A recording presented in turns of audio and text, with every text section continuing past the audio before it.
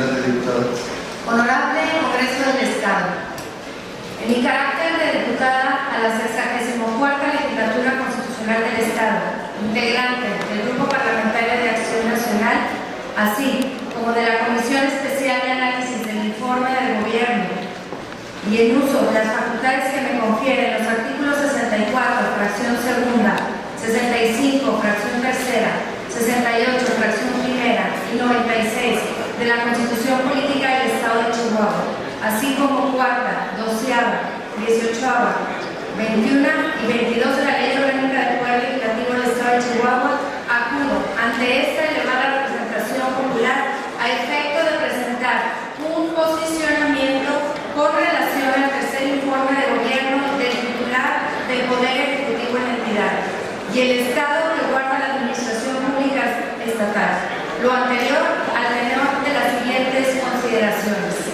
Primera, en el corazón de una democracia moderna se halla la información pública. El rendir un informe respecto de su actuación por parte de los titulares de los entes públicos constituye la manifestación viva de la democracia, no solo como un medio de acceder al poder, sino más importante aún, el de sostenerse en él y legitimarse. La democracia no es un asunto electoral, ni mucho menos de números. La auténtica democracia es una forma y un estilo de vida. Es la participación activa de la comunidad en la formulación y la resolución de los problemas de todos, y todavía más importante, es formar parte de la gestión de los asuntos colectivos desde el gobierno. Segundo, en atención al mandato constitucional y legal de la entidad que consagra una división de poderes como instrumento de control mutuo, esta elevada instancia de representación popular se ha ocupado de realizar el tercer informe de gobierno respecto del Estado que guarda la Administración Pública Estatal. Sin embargo, en nuestra opinión, los conceptos vertidos por la Comisión Especial omiten y soslayan algunas de las inconsistencias que se detectan en el mismo. Antes de proseguir, señores y señoras legisladores, es preciso dejar en claro que el presente no es un voto en particular, como se ha anunciado desde el PROEM. El que nos ocupa es un posicionamiento del Grupo Parlamentario de Acción Nacional.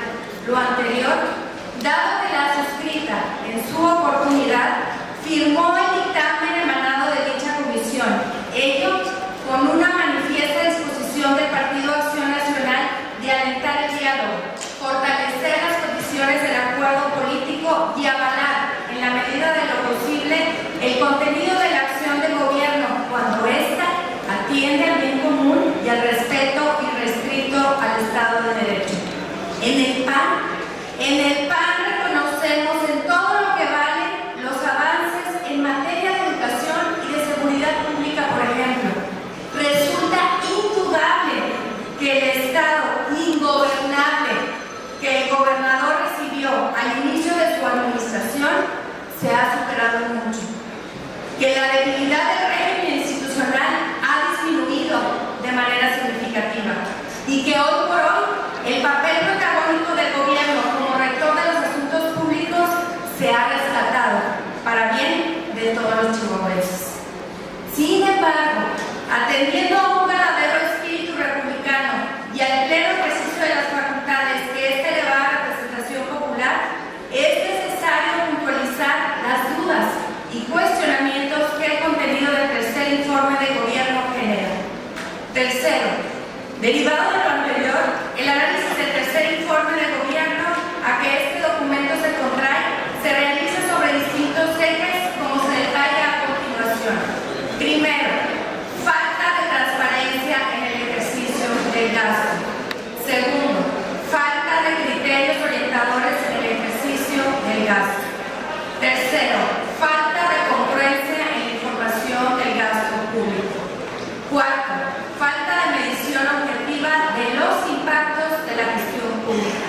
Y quinto, falta de auténticas políticas públicas. Primero, falta de transparencia en el ejercicio del gasto. Por lo que hace el análisis del informe para Acción Nacional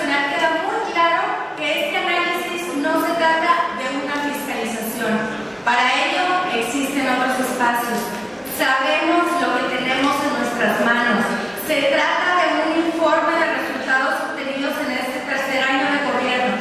Sin embargo, informar, según el diccionario, es comunicar. Un informe es la comunicación escrita u oral en la que se proporcionen explicaciones u opiniones sobre una persona, asunto o negocio. Y si partimos de esta sencilla definición, el documento muestra grandes lagunas de información. Si no se trata de si se realizaron más o menos obras, que por cierto, habría que constatar si existen, si se están realizando o bien que si cuentan con el avance que se dice. Tampoco de si son más o menos programas, sobre todo atendiendo a que son también mucho más los recursos empleados. El asunto es que nosotros estamos atendiendo o queremos atender a la falta de información. Un ejemplo contundente de la afirmación anterior nos lo brinda el rubro de varios. Este concepto no es nada nuevo. En todos los informes de gobierno previos ya existían. El problema son los montos y la comparación entre las pasadas administraciones. Eso es lo que sí nos alarma, pues de continuar con esa tendencia, en pocos años podríamos encontrarnos con un delgado cuadernillo de informe de gobierno en el cual el 80% del total de dinero proveniente del erario diga que se ejerció bajo ese rubro de varios, e incluso una breve leyenda ilustrativa que diga, entre comillas, atínenle en qué se gastó. Ejemplos de lo anterior abundan. En desarrollo económico, en el apartado turismo, en este rubro, podemos ver que en el año 2004 el contador público Patricio Martínez ejerció 14.630.000 pesos. Su sucesor, el licenciado José Reyes Baeza, 4 años más tarde, gastó 61.223.000 pesos. En tanto que la actual administración, bajo ese mismo concepto, erogó 140.892.000 pesos, un crecimiento exponencial de casi 1000% en tan solo 9 años. En términos generales, el rubro de varios alcanza la cifra de 2.562 millones de pesos, suma equivalente, señoras y señores legisladores, a lo que sería la construcción de 539 hospitales pequeños, 284 centros de salud o 12.190 aulas. Esa tendencia hacia la opacidad se reduce si atendemos a que el gasto ejercido en el rubro de fideicomisos estatales fue de 4.503 millones de pesos, equivalente al 8.42% del total del gasto estatal, que sumados al rubro de varios suman más de 7.000 millones de pesos de los que no se están rindiendo cuentas y que equivalen al 13% del presupuesto ejercido en el periodo. Tendencia preocupante ante lo anterior, decíamos, pues la mayor opacidad en el manejo de los recursos públicos constituye una manifiesta contravención al espíritu de rendición de cuentas que debe caracterizar a los gobiernos que se precian de ser democráticos. Segundo, falta de criterios orientadores en el ejercicio del gasto. En el informe se puede leer que esta administración ha considerado, abro comillas, prioritario implementar esquemas de austeridad y disciplina presupuestaria, mismos que se ven reflejados en el acuerdo mediante el cual se establecen las políticas de racionalidad, austeridad y disciplina del gasto público de las dependencias y entidades de la administración pública estatal. Cierro comillas. Sin embargo, lo afirmado en este punto no resulta tan evidente. Si se examinan algunos de los apartados del propio informe, por ejemplo, sin especificar el objeto o la razón de ser de dicho gasto durante el periodo, se gastaron 14.687.000 pesos en el rubro de relaciones exteriores, sin tomar en cuenta que el Estado de Chihuahua como tal carece de personalidad jurídica internacional, pues como es sabido por todos, la representación del país en el exterior recae en los órganos de la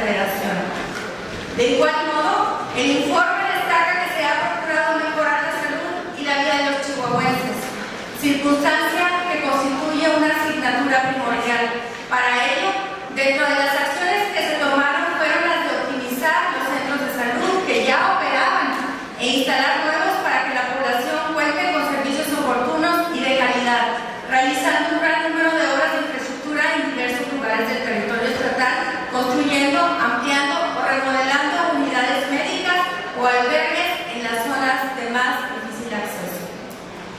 Lo que el informe no destaca es que el 69% de la inversión estatal, es decir, 533 millones de pesos empleados en infraestructura, se invirtió solamente en 2 obras y solo en 2 municipios. Sin embargo, eso no es lo peor. Lo peor es que de esos 267 millones de pesos, increíblemente, la mayor parte se invirtieron en obras no prioritarias, como la construcción de la llamada Plaza de la Salud o el estacionamiento de pensiones civiles del Estado. Por lo que hace el programa Escuelas de Calidad, se gastaron 71 millones de pesos en 775 escuelas con un beneficio para 125.500 alumnos, mientras que la instalación del teleférico en Hidalgo del Parral en su primera etapa tuvo un costo de 90 millones de pesos. Esas son las prioridades del actual gobierno.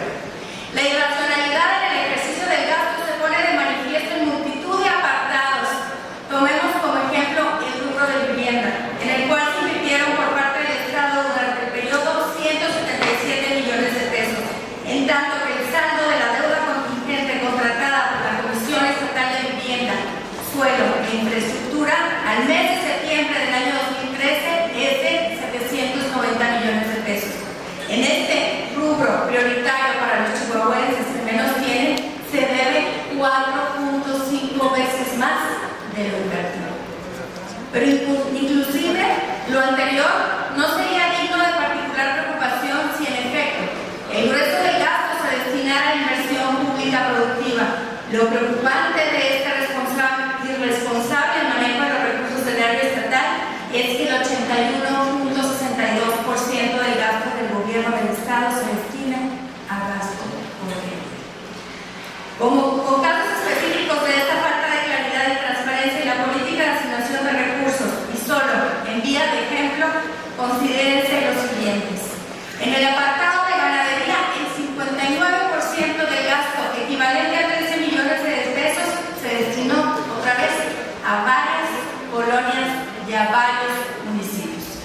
En cuanto a desarrollo rural, dentro de los programas de desarrollo rural sustentable 2010-2013, la regulación de la tenencia de la tierra y programa de acciones productivas con una inversión de casi 603 millones de pesos, el destino fue también para varias colonias y varios municipios. En todos estos casos, y en la inmensa mayoría de los rubros de gasto que integran el informe, surgen múltiples interrogantes. ¿En qué municipios se hicieron estas entregas? ¿Cuál fue el criterio para asignar bienes o recursos o apoyos? ¿Contribuyen estas acciones o apoyos al objetivo principal de cada eje de desarrollo? La falta de este tipo de información es una constante. Tercer rubro, falta de congruencia en la información del gasto público. Por un lado, el gobierno señala que Chihuahua es el segundo lugar en captación de recursos propios.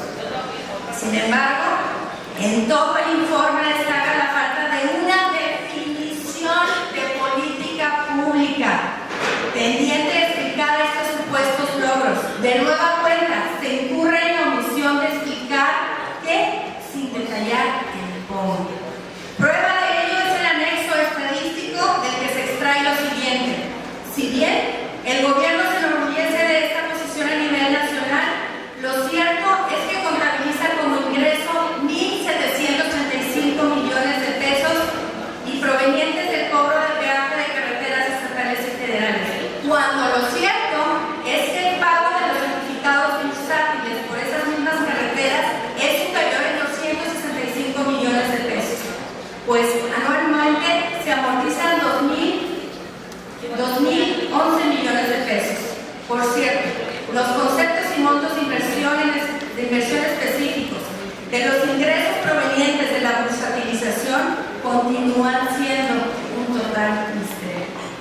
Otro detalle de este mismo rubro de ingresos es que por rendimientos financieros, es decir, intereses bancarios, se consigue la suma de 364 millones de pesos, cantidad exorbitante si se consideran las apremiantes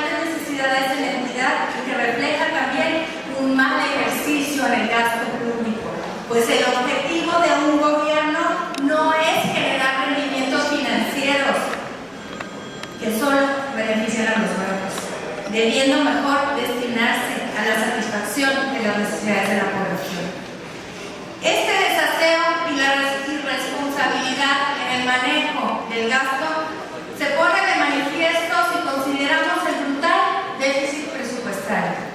Prueba de ello es que para el ejercicio fiscal del año 2012 se consideró un ingreso bruto de 45.487 millones de pesos y para el 2013 de 50.174 millones. Sin embargo, en el periodo que ocupa el informe, esto es, de octubre de 2012 a septiembre de este año, los ingresos sumaron un total de 46.152 millones de pesos, en tanto que se logró la suma de 53.534 millones, lo que representa un déficit del 16%, mismo que debió financiarse con la deuda, la que incluye, por supuesto, los certificados bursátiles a cargo de los mencionados ingresos carreteros, que a la larga finalmente no son tales, pues en su totalidad e incluso un 10% más del ingreso bruto van a ir a parar a los bancos. Lo más grave del asunto es que esta es una tendencia que sigue creciendo, pues mientras hace unos pocos años en la administración del gobernador José Reyes Baeza, por citar un caso, el déficit proyectado en el último año fue de 6.8%. Al día de hoy hablamos de un incremento que casi triplica esta cifra dentro del periodo que nos ocupa. Peor aún, de manera insólita, los montos de endeudamiento proyectados para 2012 y 2013 fue respectivamente de 5.8 y 2.8, cifras muy alejadas de lo que el periodo demuestra, que en el primer caso excede del 300% de la proyección original y en el segundo más de un 800%. Lo verdaderamente alarmante de este endeudamiento desordenado y caótico es que, de acuerdo al informe, el Estado tiene una deuda de 14.760 millones de pesos entre directa y contingente, 15.000 millones de pesos en certificados bursátiles, más 2.872 millones, lo que arroja un gran total de 32.453 millones de pesos. Sin embargo, en otro apartado del propio informe se destaca que tienen autorizados 25.000 millones de pesos más 5.000 millones más para liquidez, de lo que se ha crecido 13.791 millones, lo que significa que el Estado de Chihuahua tiene autorizada la posibilidad de contratar nuevos empréstitos que ascienden a 16.210 millones de pesos, lo que en números redondos dejaría a Chihuahua con compromisos financieros de 48.663 millones de pesos. Así, el caso Coahuila, de sobra conocido por toda la ciudadanía, se quedó corto. Otro ejemplo manifiesto de esta incongruencia es que en el informe político se afirme, abro comillas, la fuerza motriz que nos está permitiendo hacer cambios profundos en la dinámica social y económica del Estado inició al comprender que las raíces de la pobreza no se pueden arrancar solo con programas asistencialistas. A partir de esta clara convicción, asumimos que la verdadera política social es aquella que apoya a las personas para que sean capaces de salir adelante por sí mismas, que les ayude a procurarse su propio bienestar y a ser autosuficientes para que no dependan eternamente de las despensas o de los subsidios. Cierro comillas. Sin embargo, en el anexo estadístico tenemos que la entrega de los apoyos en especie suma la cantidad de 2.227.153 apoyos, entre los cuales figuran 90.000 cobijas, 185.000 despensas, 65.000 porciones de menú y 1.700.000 geladeras. Que quede claro, no estamos en contra de una política social consistente. Es obligación del gobierno velar por los intereses de los que menos tienen. Pero estamos en contra de esa información contradictoria y parcial. No es válido que el gobierno del Estado informe y afirme